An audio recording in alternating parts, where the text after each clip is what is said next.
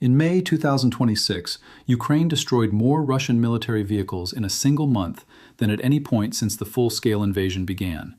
Over 8,600 units in 31 days, according to Ukraine's general staff, a figure that independent analysts are calling an inflection point in the character of this war.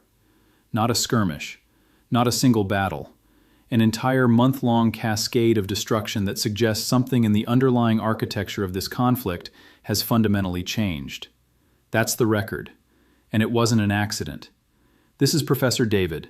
Subscribe if you haven't, you'll want to be here for what comes next. Because what happened in May is not just a military story, it's an economic story, a logistics story. And if you understand supply chains, if you understand how armies actually function in the real world, you understand why what's happening right now could matter more than any territorial gain on the map. Let me explain exactly what Ukraine did. The strategy has a name. Ukraine's defense minister, Mikhailo Fedorov, formalized it this spring and called it logistics lockdown. Ukraine allocated approximately $120 million directly to military units for the procurement of mid-range drone systems, and in the first months of 2026, Ukraine contracted 5 times more of these drones than in all of the previous year.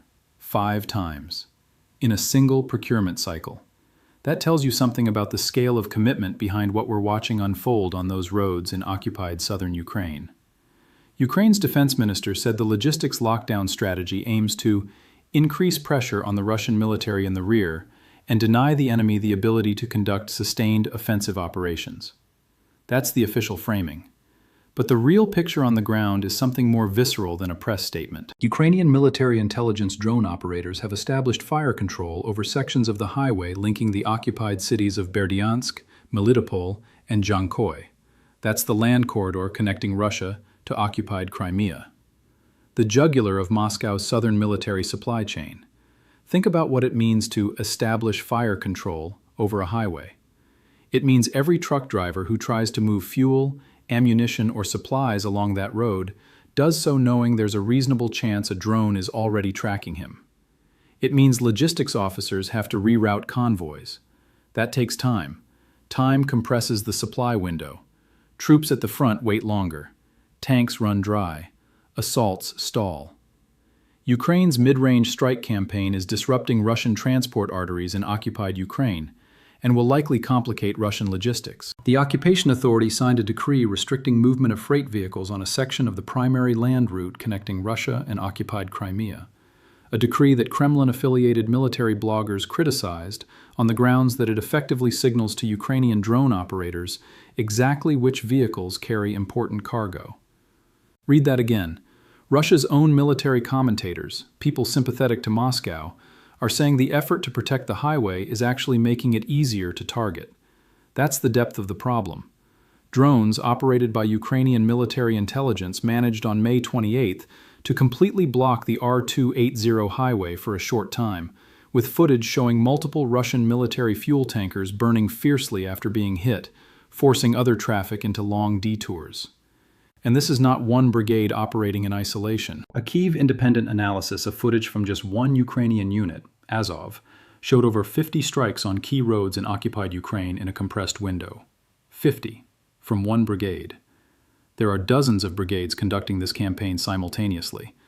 Now here's where it gets technically interesting, because the thing that's making this possible is a drone innovation story that most Western analysts weren't expecting this fast. The Ukrainian drone deployment has 3 distinct zones matched to risk and range. Long-range quadcopter FPVs patrol the zone nearest the front line, out to around 20 kilometers. AI-assisted drones, including a system analysts are calling the B2, are ranging as far as 150 kilometers, hitting logistics trucks and cars deep in the Russian rear. 3 layers, stacked, covering different depths simultaneously. So a Russian commander can't just pull his supply convoys 30 kilometers back and call it safe. He pulls them back 30 kilometers and hits the second layer. He pulls back 100 kilometers and hits the third layer. And then, on May 26, something happened that genuinely surprised even people who follow this closely. Ukrainian FPV drone operators struck a target 102 kilometers away with a quadcopter-type FPV drone, without using a carrier drone or mothership system. The target was a Russian UAZ vehicle deep in the Russian rear. An advisor to Ukraine's defense minister confirmed the result. 102 kilometers, with a first-person view quadcopter. These are the small, cheap, nimble drones that 2 years ago had effective combat ranges measured in single-digit kilometers. Now they're hitting targets 102 kilometers behind the line. Think about the engineering leap that represents. Think about what it means for any vehicle, any supply depot, any command post within that radius. But that's the tactical layer. Hold that thought, because the strategic layer is where the real economic pressure is being applied. Russia's Ryazan refinery suspended operations completely on May 15. The Moscow refinery shut down on May 17. The number of refineries targeted by Ukrainian drones has doubled since the start of 2026. Several major plants in central Russia, a key refining hub supplying domestic consumers and contributing a substantial share of fuel exports, have largely ground to a halt. Russia has already banned gasoline exports. That's not a minor policy tweak. That's a government admitting it doesn't have enough refined fuel to supply both its domestic population and the global markets it depends on for revenue.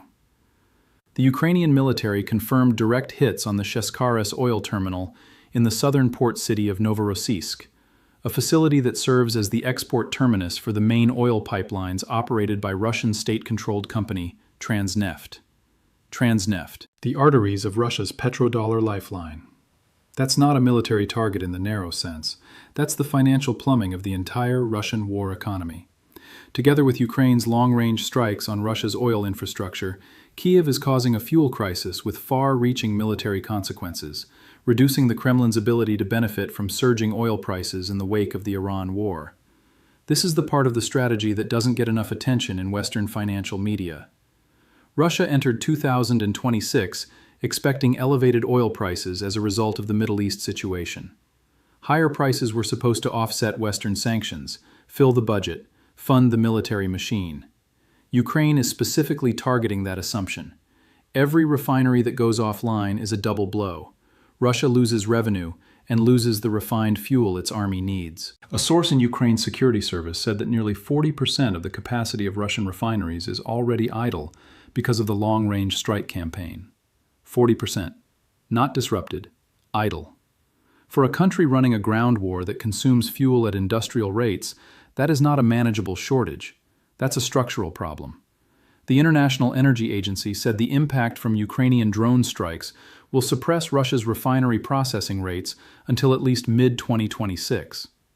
The IEA is not a Ukrainian government source.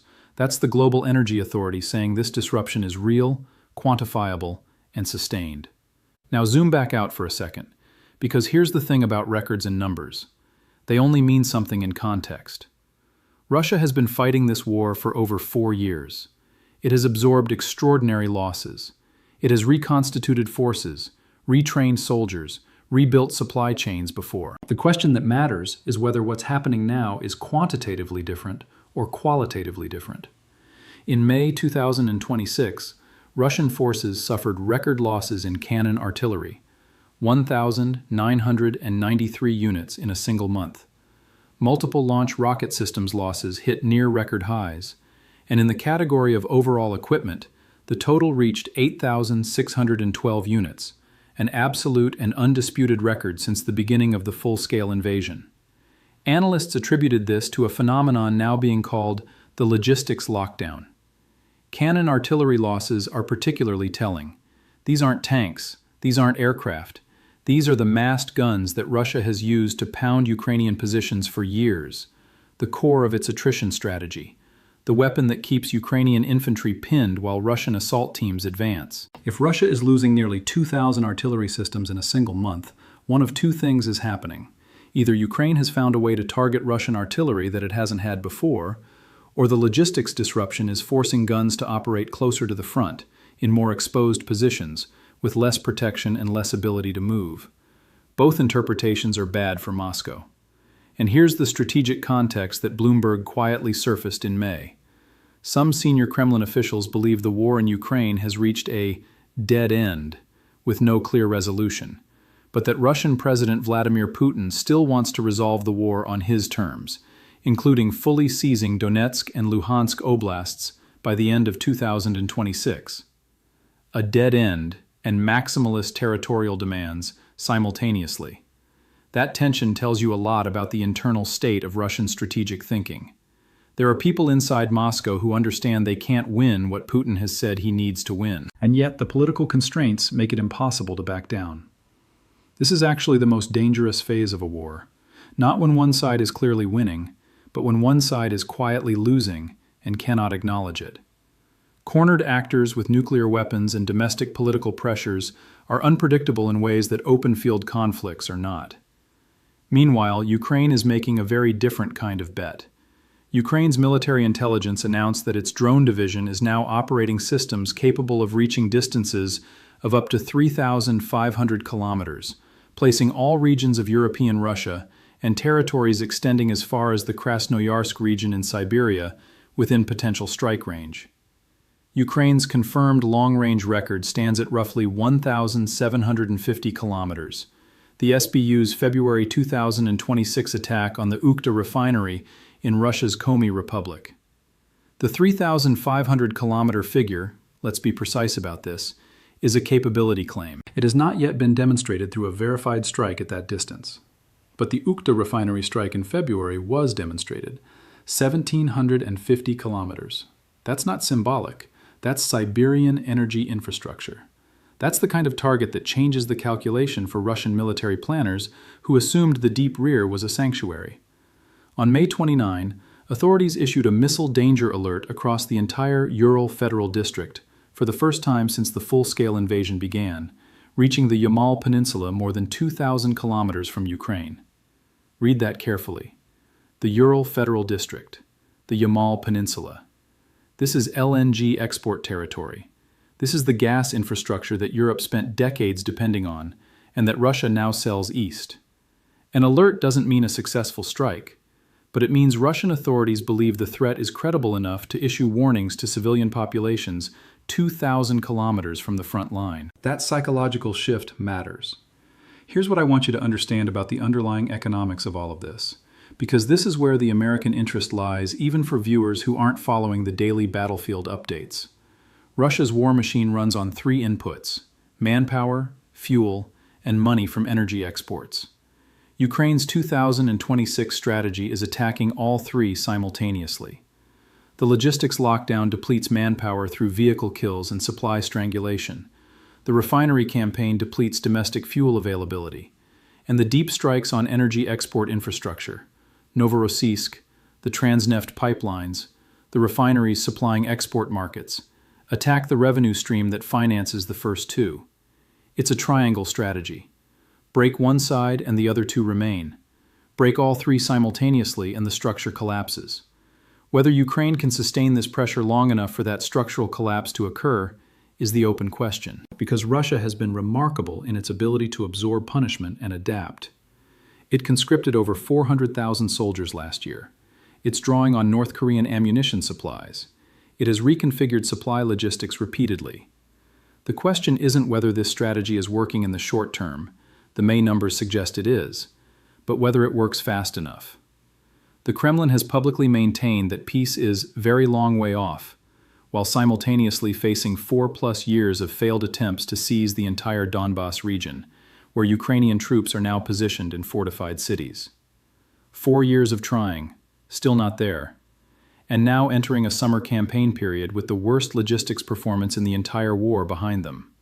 Ukraine's chief negotiator said he believes Russia also wants to stop the war, though both sides still maintained maximalist positions in talks so far. There's a gap between wanting to stop and being able to stop without losing something that cannot be lost domestically.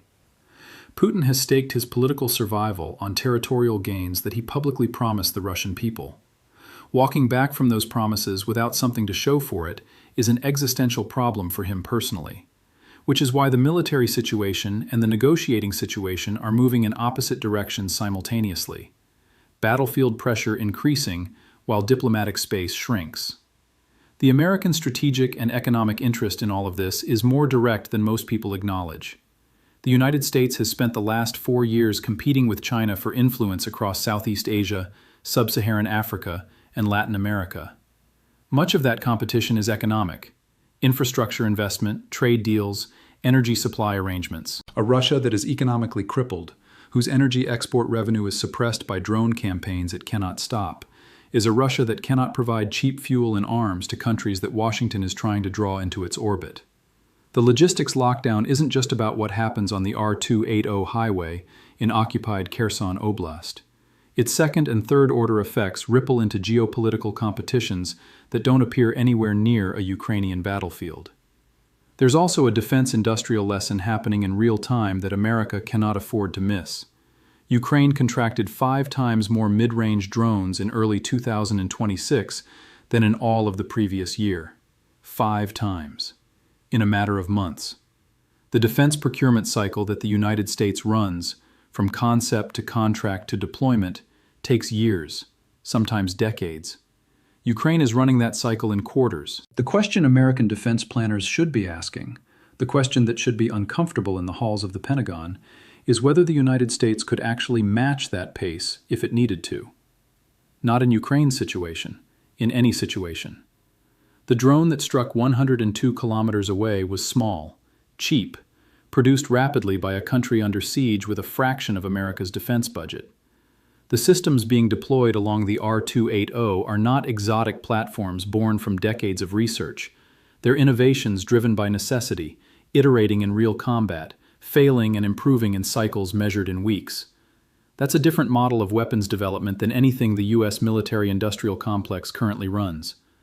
Back to the actual battlefield, because the numbers from May deserve a final, grounded accounting. By mid-May, Russia's total vehicle losses since the beginning of the full-scale invasion had climbed past 48,000, with total troop casualties approaching 973,000, according to Ukrainian General Staff figures. These are Ukrainian figures, and they should be approached with appropriate caution. Battlefield casualty counts are notoriously difficult to independently verify, and the incentive structures on all sides produce numbers that serve strategic narratives. But even discounting heavily, even accepting that the real numbers might be significantly lower, the trajectory is undeniable. The pace of Russian losses has been accelerating in 2026, not decelerating. Ukrainian troops have turned Russian air defense systems from hunters into potential prey. That's not Ukrainian government spin. That's the analytic conclusion from independent tracking of what's happening to Russian radar systems and missile defense assets. When a country's air defense is being degraded rather than maintained, everything that air defense was protecting becomes vulnerable. Supply depots, command nodes, ammunition dumps. The drone that gets through one layer of defense finds a softer target than the drone that had to fight through 3.